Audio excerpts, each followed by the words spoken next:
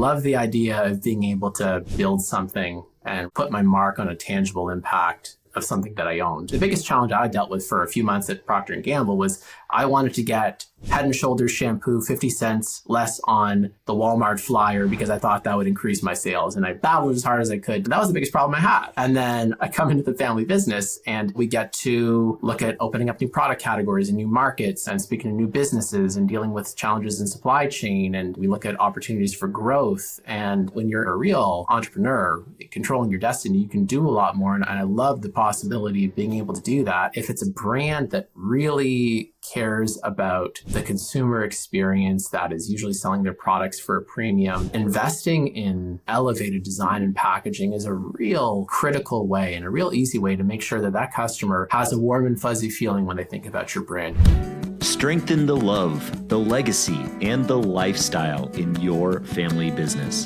This is Fearless Family Business.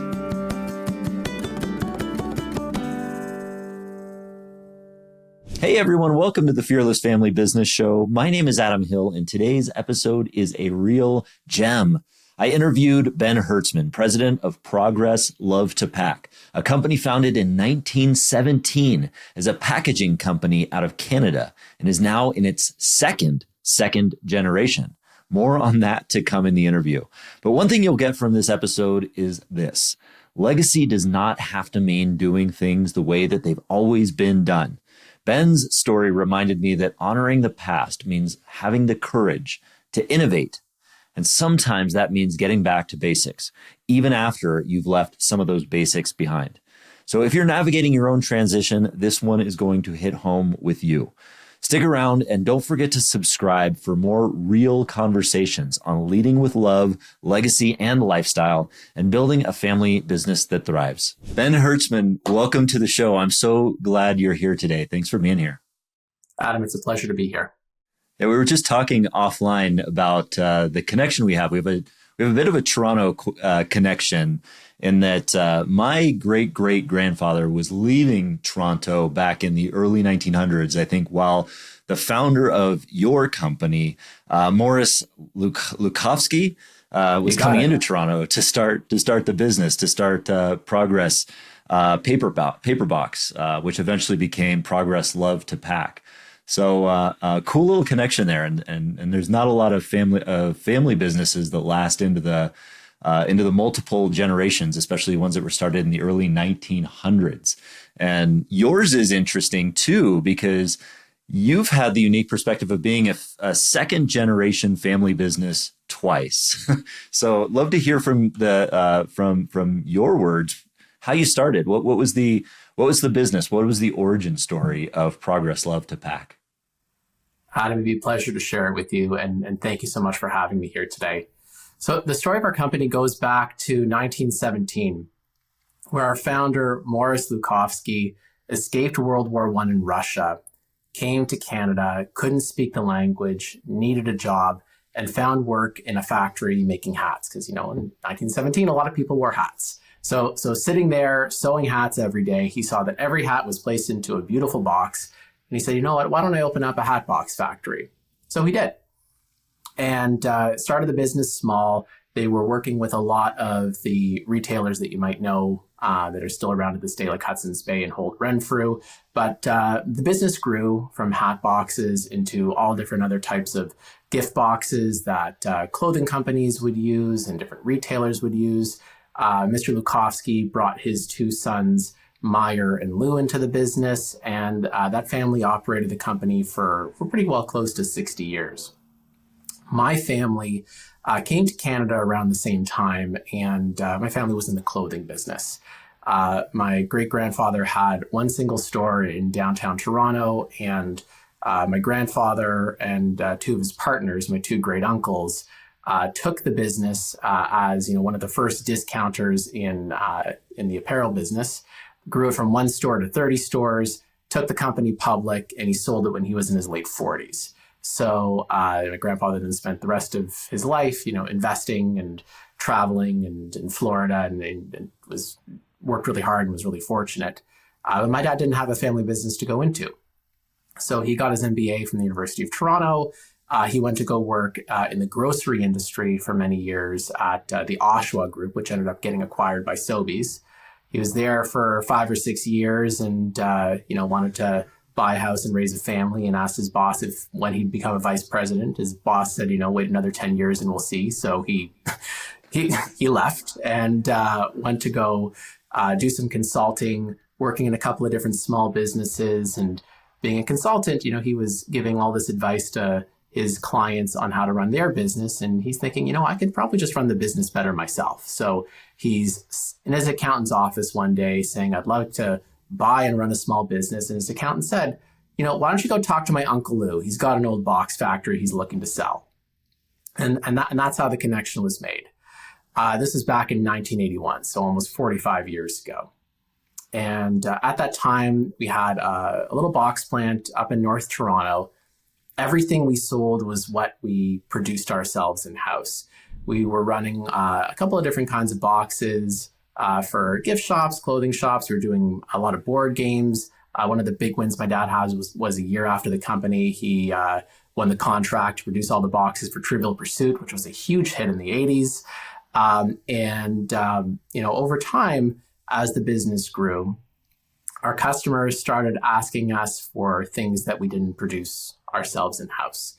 So they, a large apparel retailer would come to us and they'd say, Progress, we love the gift boxes you make for us, but could you make us a shopping bag? Or could you make us a zipper suit bag? Or could you get us some ribbon? And those products were not made by us, and a lot of them weren't made in North America.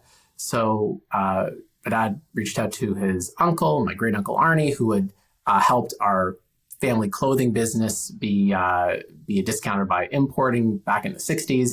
And he taught us how to import in the 80s for our packaging business, back before most were doing it. The importing part of the business grew, as did the manufacturing. Over time, as we scaled our plant and grew our business, we went off into a lot of different categories and worked with many different retailers, large and small. We decided about 15 years ago to sell our box factory when it made more sense to focus only on importing. But what's old again is new again. And after being out of manufacturing for 15 years, we've decided to get back into it. And we've invested in a state-of-the-art factory here in Toronto that makes paper shopping bags, really sophisticated equipment, a lot of automation, a really high quality standard. And we're in production right now for a very large retailer in the United States, which we're quite excited about. And my story, I grew up in the family business. I'm 36 this year, and my whole life, I come with my dad to the factory on weekends. Business was always a part of our conversation. He'd take me on business trips to visit suppliers in Asia or visit customers or go to trade shows. But there wasn't a role for me at the company after I graduated from university. So I took a job working at Procter Gamble, which was a phenomenal company to work for. I met so many highly intelligent people. I got to work on some very, very large businesses. But over time, the opportunity arose to join my dad back in the family business the year that I got married. He didn't want to sell the business. He was hoping to retire eventually, though I don't know if he'll actually fully retire. He does spend a lot of his year in Florida and travels a lot and spends time with the grandkids. But I joined back in 2017. My first day on the job, my business card said trainee. I was unloading shipping containers. I then took on some progressively more senior roles in the company where, I started to run different departments and became the head of operations and the chief operating officer. And about 4 years ago, the start of 2021, I became the president of the company. And I've held that role ever since then. And it's really, really been a pleasure to do that. That's incredible. What a great story. And I appreciate you sharing that. There's a lot of things that that I've heard in that are unconventional in terms of how we think about family business. But I feel like you're doing right, or maybe in the way that was right for you. Because there's a lot of, within family business, there's a lot of sacred cows. There's a lot of non-negotiables we tend to put in that tend to be constraints in our business. But from the sound of that, there was, you're from your grandfather's generation where he was building a business and selling it, and then maybe your dad had to go and find his own path, to you coming into the business and not having a role initially, but having to go work outside to coming back in. I think that there's a lot of interesting dynamics there that come into play that are different than the traditional path of what a traditional family business might be. Coming into the family business at a young age, passing on from successive generation to the next. How do you view the way that you've done, say, transition and succession, and maybe buy the idea of how you bought out an already legacy family business and almost started to operate that? How has that shaped your perspective on what a family business should be and what legacy is?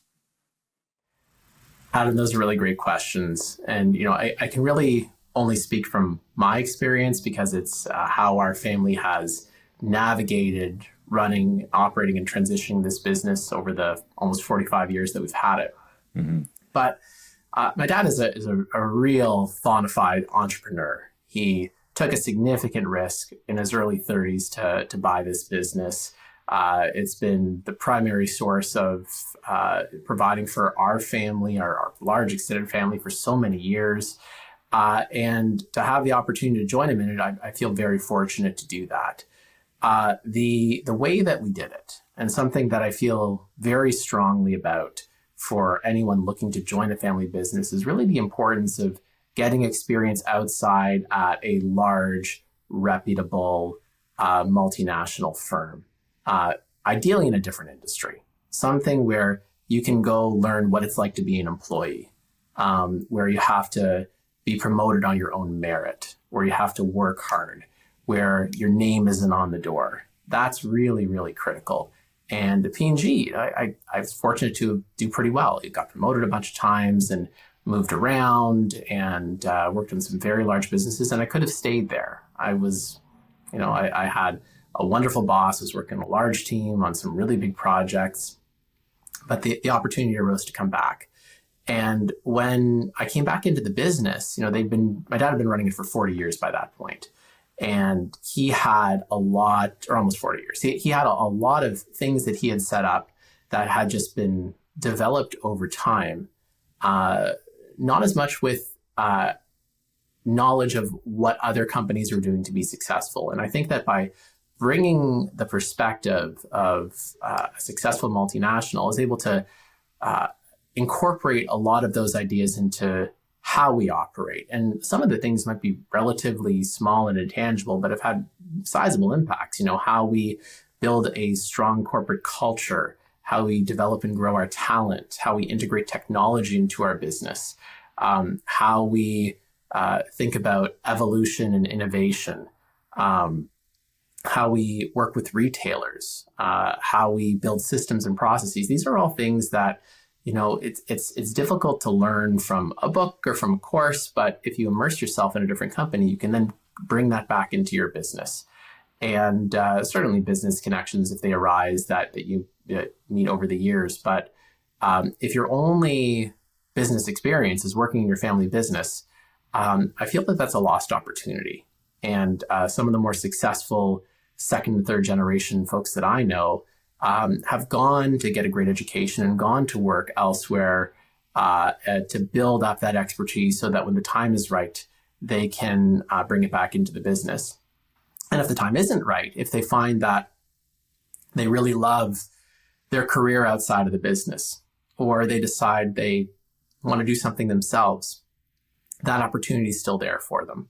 And, I've seen a lot of friends of mine, colleagues of mine that run family businesses that deal with so many different challenges that come with trying to transition control from one generation to the next, trying to work with siblings and parents that you might not see eye to eye on, trying to balance the challenges of having your boss be your dad or your mom, or what it's like to work with, there's no siblings in the business, it's just me, but what it's like to work with different siblings and relatives that are at different seniority levels in the company and having to be the boss of someone who you see at the dinner table.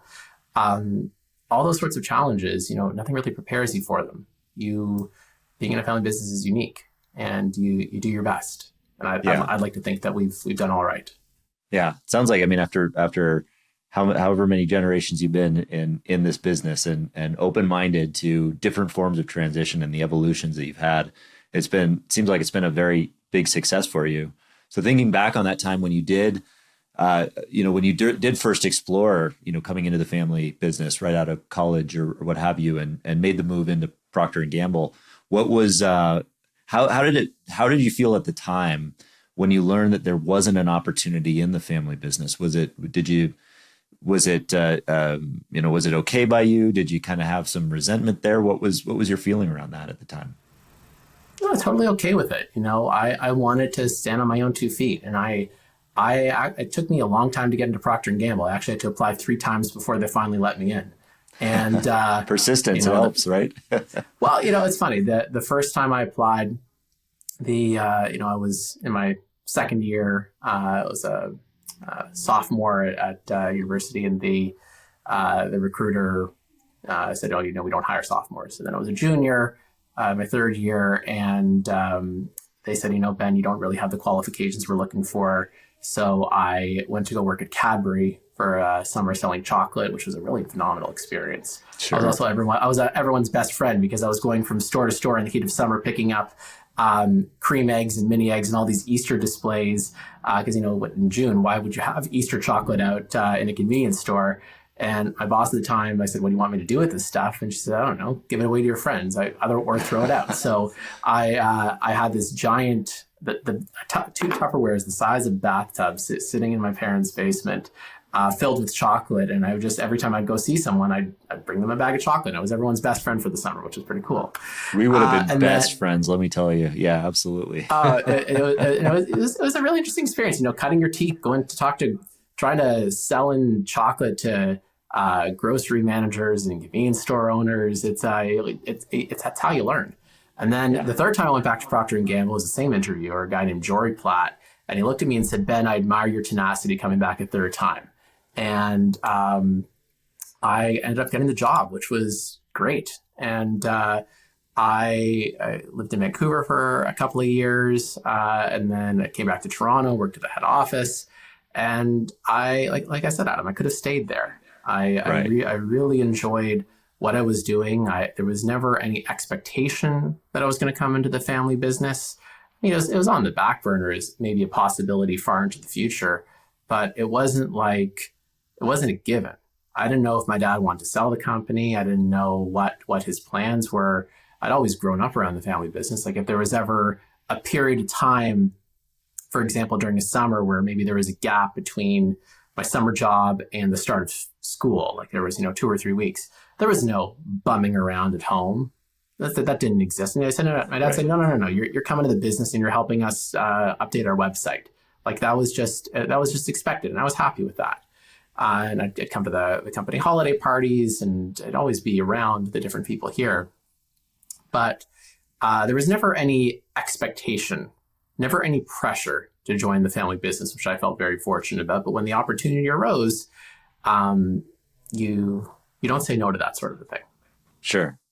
Yeah, it's and so you don't say no to it, and some might, though, in terms of like just wanting to pursue another venture. What was it that drew you in to want to come work for the family business when you were already, seeing some success, some growth? What attracted you to come back to it?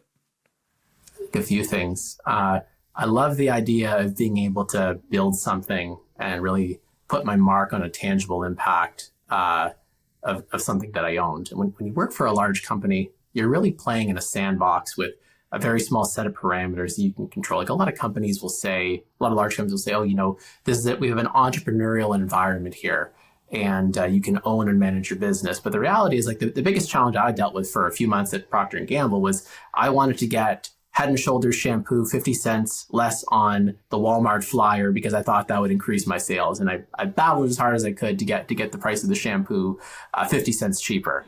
And that was the biggest problem I had. And then I come into the family business, and, we get to look at opening up new product categories and new markets and speaking to new businesses and dealing with challenges in supply chain. And we look at opportunities for growth. And when you're a real entrepreneur controlling your destiny, you can do a lot more. And I love the possibility of being able to do that, build on what my dad had built, and eventually share in the rewards. That the upside of, well, first of all, the downside and the upside of when you leave a large corporation, there's a huge spread between that. But if you have a good year, you get to share in the profits. And if you have a rough year, you deal with it. And we've been fortunate through all the challenges and global supply chain and COVID and tariffs and you name it, we've done all right. And been able to provide a good life for my family. Since I joined the business, I got married. Actually, no, I got married before I joined the business, but we've got, my wife and I have 2 young boys, and we bought a house, and we send our kids to school, and I feel fortunate to be able to do all of that. And not only that, but to work at the business where everyone who works for us is able to live a good life too. They're able to buy cars and homes and send their kids to college and university. I feel very fortunate to be able to do that. Yeah, get to make the needle moving decisions in a family business. When you're especially a smaller business, which is great. And then you see the rewards of that work through the team that you're building and everything else. So your decisions matter. So for lack of a better term, and you're helping a lot of people. If you're a family business owner or operator and you're looking to get more control over your business, I would love to talk with you.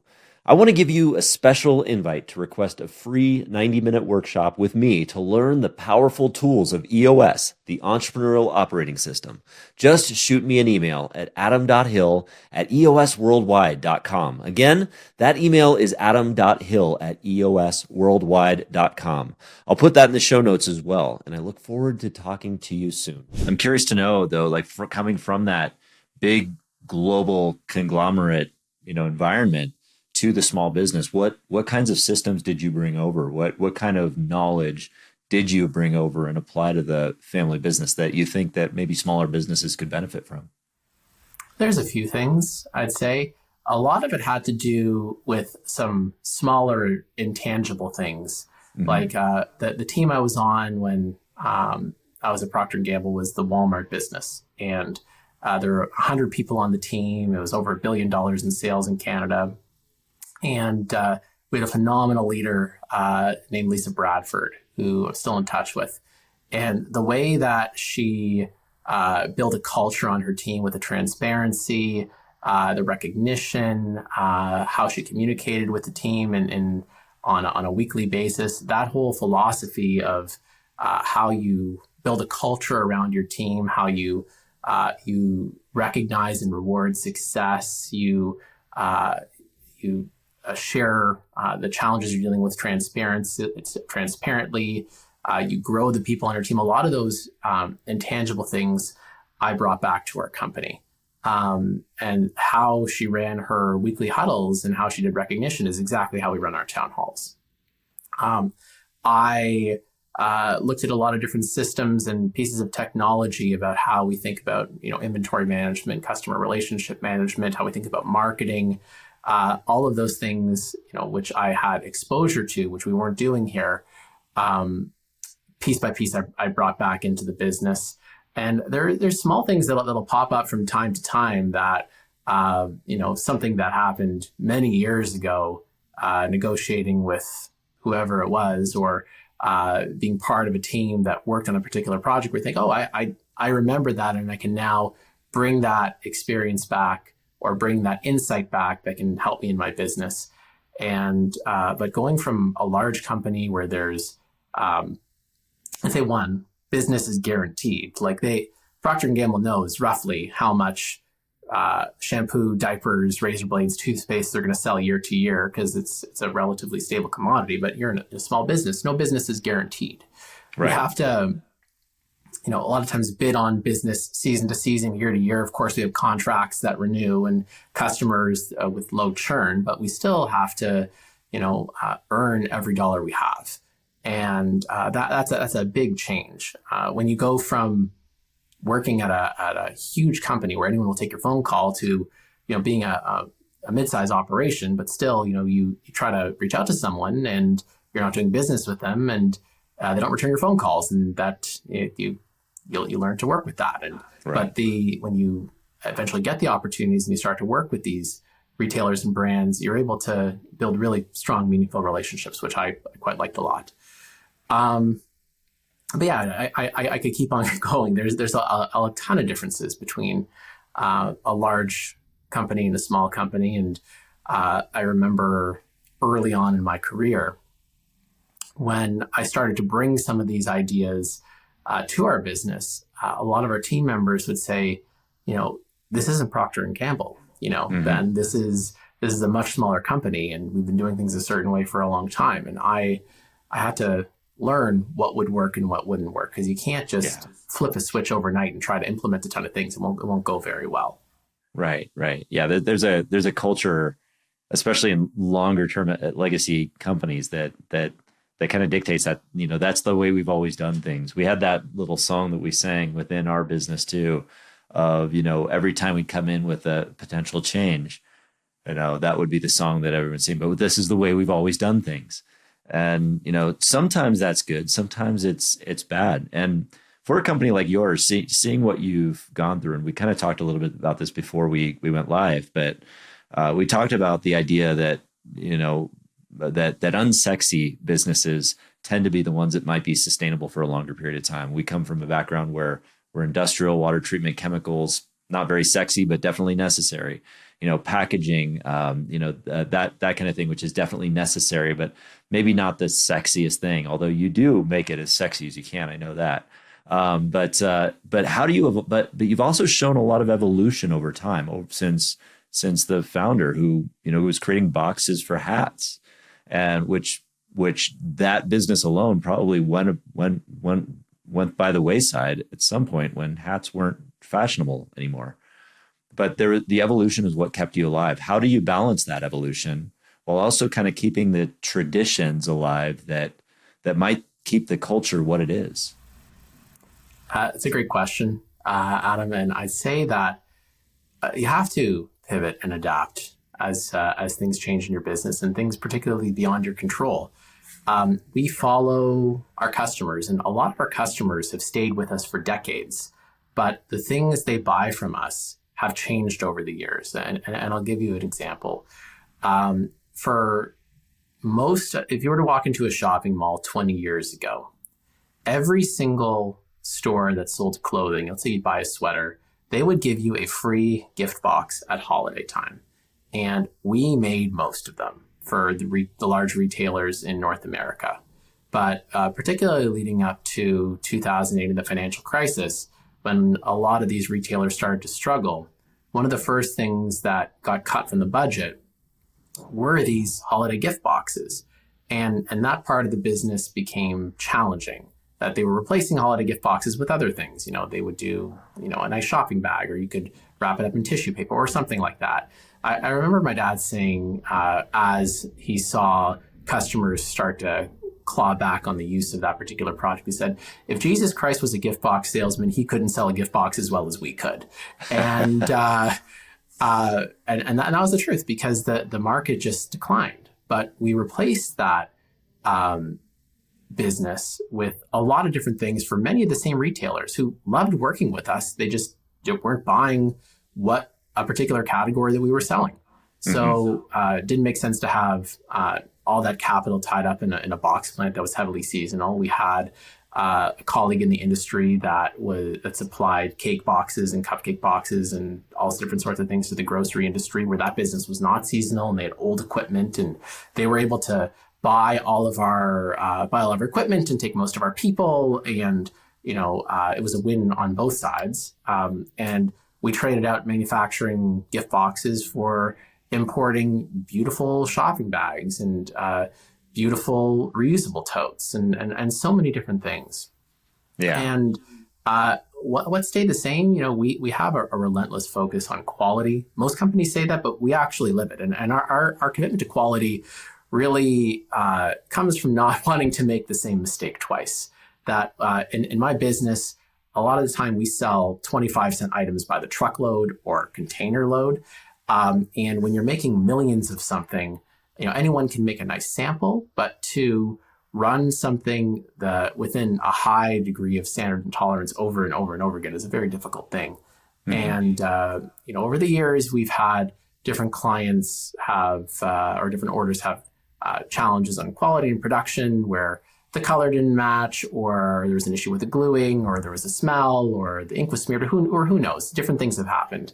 And we just don't want to have to deal with that anymore. So we get really tough on quality. The suppliers we work with and the way that we run our own production in-house now has a high degree of really ensuring that what we run is produced to a really high standard. And that ensures that clients will stay with us for decades and that they can trust us. That earning the trust of a huge multinational retailer is difficult and it takes time. Our sales cycle is long. I had a friend who runs a different business, but in my business, my transactions are large and the sales cycle is long. In his business, a customer comes in, the average transaction size is $250 and they get the order done that day. So when he had a larger opportunity and came to me with it, he said, but I can't believe, it's 6 months later and we're still talking about it. And like, where's the order? And I was like, no, it's the way that it works. You do samples, you do development, you wait, and then when the time's right, the order comes. It's a long way of saying that over the years we adapt. We follow our customer demands. We keep our relentless focus on quality. A lot of the folks that have been working with us have been here a long time. There's people that have worked at the company longer than I've been alive. And I'm really come to rely on their wisdom and their insight and their perspective that has brought our company success over so many years and aim for that to continue into the future. Yeah, that's such a great and simple statement that everyone should follow is just follow the customer demand, follow what the customers are wanting. And I being from the outside, I maybe this has always been the case, but from my perspective, I've seen the idea of packaging taking a more prominent role in terms of the actual the customer experience. We see it with Apple products, with the unboxing, and we see that even unboxing videos on YouTube within the last 10 or 15 years becoming more popular. So the idea of that has that impacted your business? Has it always been there? Has there always been that element of the packaging is so critically important, or has it grown over time, and are you taking advantage of it? That's a great question. And I'd say that it's grown and evolved over time. Historically, packaging is a huge industry, huge. And it covers off so many things. What most people think of is, the brown corrugated box that they get when they get an Amazon delivery, or the plastic shopping bag they might get from a drugstore or a grocery store. But, when you look across so many industrial uses, so many uses in food, so many uses in chemicals, like every aluminum can you get from Pepsi or Coke is that the can is packaging and the box that goes around it is packaging. It's a huge part of most of the products that you use on a regular basis. At least for us, a lot of the retailers and brands we work with see packaging as a critical part of their brand messaging and their customers' experience. And a lot of the retailers we work with invest in beautiful shopping bags because they see that as a real tangible way to have a walking billboard through the shopping mall.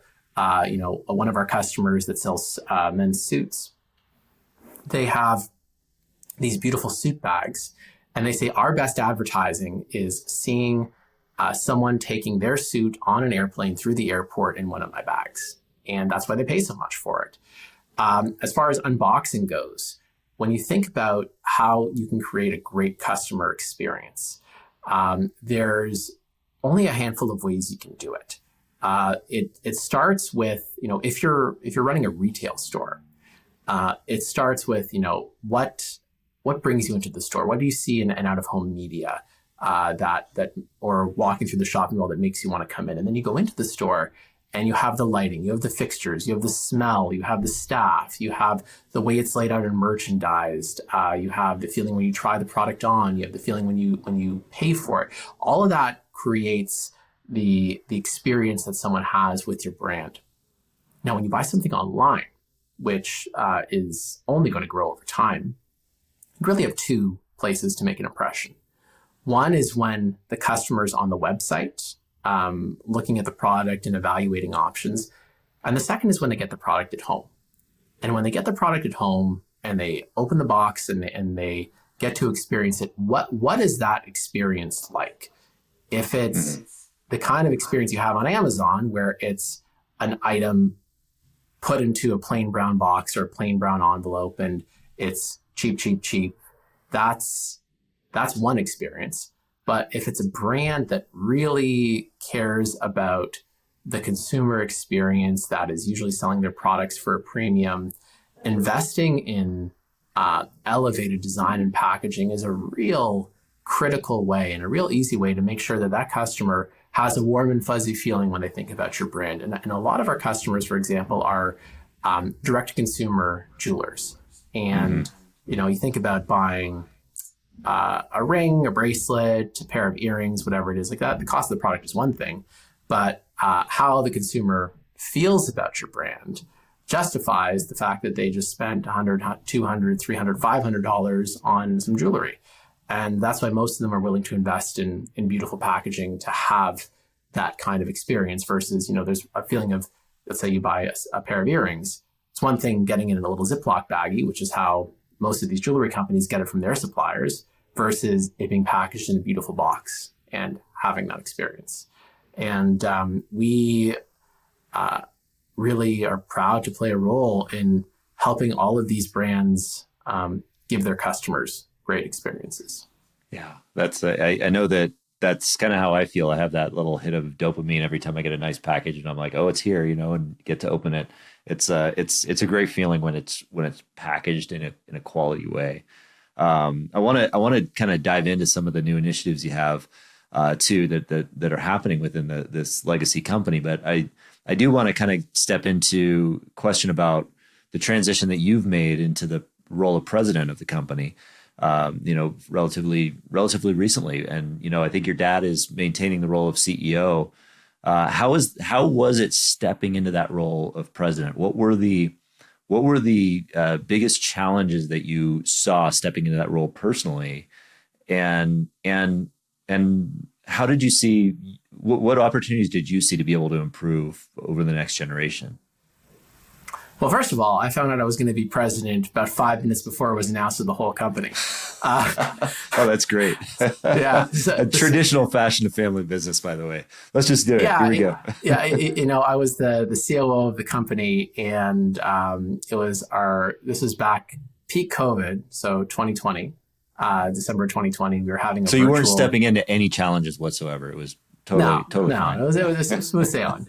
Particularly when the government shuts down all of your customers' retail stores.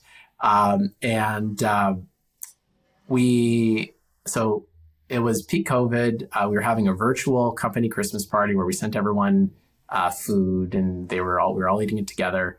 And my dad sends me his speech that he wanted me to read beforehand. And the speech starts with, "The United States is getting a new president next year, and so should we," announcing Ben as the president of the company. And I was like, oh, great. That sounds nice. But of course happy to do it. And I was the COO at the time, so I knew it was only a matter of time, but I didn't necessarily know when. Running the company, the buck stops with me. So if there's a problem, and there's problems every single day, that happens, one, I'm ultimately accountable for it. Two, by the time it gets to me, it hasn't been solved yet. So there's usually something fairly high stakes that needs my perspective on it. Three, I'm at the end accountable for the profitability of our company and our ability to, of course we're going to be payroll, but we're how do you keep the business viable and navigate every potential issue that might come up. How do you build a really strong, motivated team to weather any challenge? And fortunate that even though my dad became the CEO, I was the president, he stayed CEO. His involvement was quite heavy earlier on, but has scaled back more and more over time, particularly during the winter. And when he travels during the winter, he spends close to 6 months of the year in Florida. And during that time, I'll get him for like 15 minutes, a couple of times a week, where I'll have like, what are the biggest issues that I'm dealing with? And what I'm so fortunate about is that he has so much experience that I can, if I'm dealing with something and I'm trying to figure out, should we do one option or the second option, he has a third option because he dealt with the same thing 15 years ago and he knows exactly what to do. And that wisdom is really invaluable. And I'm really fortunate to have that. Yeah. Yeah. And, as we grow, it's my fourth year as the president of the company, and he's, I don't know how long he plans to stay CEO for before he finds his way out entirely. He'll tell you about 5 minutes before, I'm sure, right? Yeah, I don't know how much notice I'll get, but when it comes to decisions, he gives me a fair amount of latitude, and lets me make my own mistakes, but has an infinite amount of wisdom, and more, when he hears about things, and he might not have the whole story. I'll say, let me give you some more background on the issue. This is what came up. This is how we handle it. He'll say, oh yeah, that sounds about right. Like that's what I would do too, which is good. It means, one, I've been listening, and two, I've done, I've made the right decision. Yeah. Yeah. And it's only going to continue to evolve, but every family business is unique, and every prior generation, particularly the entrepreneurs generation, the one that started or founded or significantly grew the business and took the risk, they'll always, I think, have their fingerprint on it. They'll always, want to have some say or influence in how things are done. And as they transition, I've been very fortunate that my dad and I get along very well. We see eye to eye on just about everything. And even the things that we don't see eye to eye on, I've come to learn that him and I have the same interests. We want this business to succeed. He has wisdom that I can draw on that can ensure we're successful. And very fortunate to have someone like him in my life to help me through these sorts of things. That's great. I think that's a great perspective on family business we don't think about all the time is the legacy of experience that we have that we can tap into. And if you can have that combination of that legacy experience plus the new energy of what can become, that could be an unstoppable just superpower or rocket fuel that can help elevate that company forward into the next generation. Sounds like you've been able to tap into that a little bit more, which is great. And I think that's kind of what may be guiding you forward into some of the new, the new initiatives that you're talking about. We talked about, Gather Packaging, something that you're opening up there in Toronto. Do you want to talk a little bit about what you're building out there for the next generation? Absolutely. Something that we're really excited about and really proud that we've done. We believe that the future of manufacturing is done right here in North America. And, historically, we, like I said before, we started our life as a manufacturer where everything we sold was what we made ourselves. But our business grew and evolved that our customers were asking us for things that we didn't produce in-house. So we imported them from the best factories all around the world. And these factories might be in Europe, they might be throughout the United States or Latin America or primarily in Asia, China, Vietnam, Indonesia, Cambodia, wherever the best place to manufacture them was.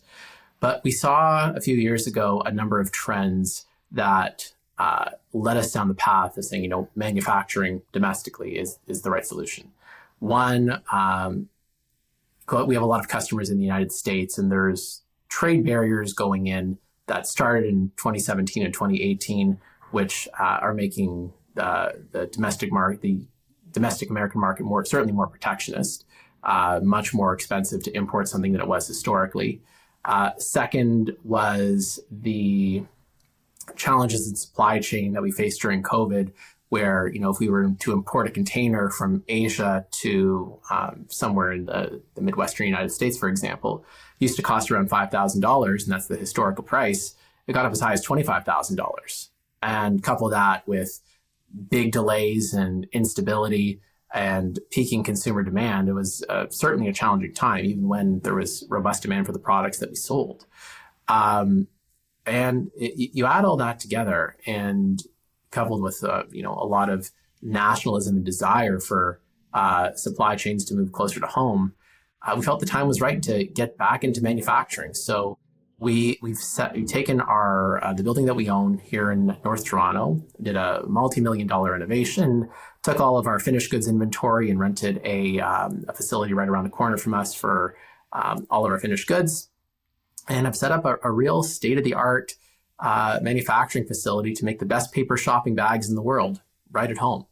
And this is where we're sourcing beautiful paper. We've got a state-of-the-art 8-color printing press, sophisticated equipment that can make a couple of different types of shopping bags, including some of which is the first of its kind in North America to be able to make this particular type of bag. It's called a turn top or J-cut that a higher end brand like Nike would use, for example.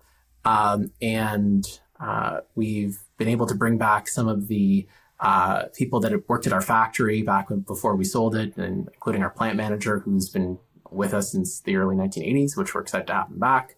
Manufacturing is exciting. It's fun. There's challenges every day. It's cool to see a roll of paper the size of a car go through machines at a very high rate of speed and get printed and then turned into a simple shopping bag that we sell by the truckload. And we're in a number of conversations now with different large-scale retailers, grocery chains, quick service restaurant operators that are so excited to source from a company around the corner from them that really also believe in the power of domestic manufacturing. Tariff challenges aside, because I think that those won't be going away anytime soon, we find ourselves in a good position to serve the major retailers of the United States and Canada with beautiful, high quality, state-of-the-art products made right at home. There's a lot of things that I think will rise and fall with trends. A lot of trends we've seen, don't last that long. During the pandemic, for example, when the government shut down all of our customers' retail stores, they weren't using shopping bags. We got into the medical supply business, and that ensured we didn't have to lay off a single person. We kept our business running. We provided a vital product when it was needed, but that didn't last very long. The pandemic ended, and we got to go back to our old business, which we were happy to do. But we feel the trend of domestic manufacturing is here to stay, and we're leading the charge on it. And we feel so proud to be able to do it, to be able to make something at home, to create jobs, to support local suppliers. We're able to buy a lot more from local paper suppliers, local box suppliers, local ink suppliers, local glue suppliers, local freight companies. It's all contributing to the domestic economy, and we feel proud to be able to do that. Yeah, I would imagine that also contributes to your desire to be, to be on the front end of sustainability too. Just in terms of being able to be sustainable, not just local in the local markets, but from an environmental standpoint. I know you are doing a lot of initiatives on that as well. Sustainability in the packaging business is table stakes, and we've been at it a long time. We've been pioneering sustainability in our industry since back before it was popular. There's a story many years ago, over 20 years ago. We were invited to go present to a large European retailer, very iconic retail chain that you'd recognize in London. And we showed them all the beautiful things that we made. They started to ask us questions about sustainability that we couldn't answer. And they said to us very politely, "You're not ready for us. You're not sustainable enough." And that was a wake-up call. This was Europe in 2005. So we came back to Canada, the United States, and we started talking to customers about buying carbon offsets and changing all their plastic bags to paper bags and increasing the recycled content. And we weren't wrong. We were early. A lot of these retailers weren't willing to make the leap yet because they hadn't been legislated to, or it wasn't common, or it wasn't popular. But as the time came, we'd been doing it for a long time. We knew what the standards were. We had the supply line set up, and we were able to say, if you want to make this product more sustainable, let us show you how to do it. Let's tell you about how you can choose the right material, you can choose the right inks, you can, the best solution is if you want to really be sustainable, buy it locally. Don't have it come over an ocean and everything that goes along with that. Right. If you're using it and it can be made less than a day's drive from more than 50% of your stores, why not do that? And while you're at it, choose a material that is made from recycled materials, that can be recycled, that can be reused because it's durable enough. If you do all those things, you stand a pretty good shot. And a lot of retailers, they might not choose to be more sustainable unless it's the same cost or less. But for a lot of them, they have a strong interest in doing it, and we're proud to play a role. That's amazing. Yeah, it's so great that you seem to be on the front end of a lot of evolutions. With the onshoring that you're talking about now too, with the manufacturing process all in house, sustainability, and all of that seems to have served you well. And yeah, the company focused on quality and everything that has helped you to be sustainable for generations. What do you see as far as, you mentioned you had a couple of young kids now, as you look at your family growing up, how are you looking at the next generation of succession or how the business sustains for future generations? My boys are 1.5 and 3.5, so they're almost ready to take over the business then. Yeah. I'll put my 3-year-old on the forklift and see how he does. It's hard to say, Adam. I don't know.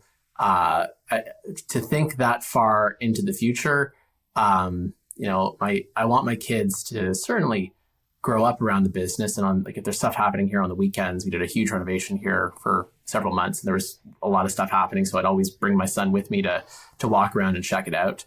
I intend to expose them to the business, but I never want to put pressure on them to feel like they have to come in. I don't know how the business is going to evolve over the next, call it, if my son's 3.5 and 1.5, I'd want them to, of course, go to high school, go to a great university or college, go work just like I did for someone else. So we're talking, 25 years into the future. Yeah. I'd hope that our business is growing and viable and sustainable and continues, but who knows? I just want to make sure that they have the exposure to what it's like having a dad own and run his own business, what it's like to be an entrepreneur, and then give them every opportunity for them to carve out their own paths if they choose to come into the business or not. Yeah, that's wise. It's a great perspective to have, and I know we're running up on time here, and I'm really, really grateful for spending this time with me, to spending this time with our audience and sharing your wisdom and experience. How can people get in touch with you if they want to learn more or get in touch with you? How can they get a hold of you? It's a great question. They can find me on LinkedIn, Ben Hertzman. They can email me, ben@luv2pak.com, LUV2pak.com. They can visit one of our websites, either for Progress Luv2Pak or Gather Packaging, and I try to consider myself to be relatively accessible. So if someone wants to reach out, I'm always happy to chat. Excellent. Well, thank you. Yeah, if you are looking for any kind of packaging needs and you want to focus on quality or exceptional design and legacy, well, then reach out to Ben, reach out to his team, and see what you can get started there. I know that they're going to focus on that for you. And Ben, it's been a real pleasure to have you here today. And thank you again for joining me. My pleasure, Adam. Thank you. Thank you to all out there. If you enjoyed this episode or you feel like somebody else can get some value from it, share this episode with them. Please subscribe and like the episode. It helps us to get the word out. I appreciate you being here. We'll see you next time.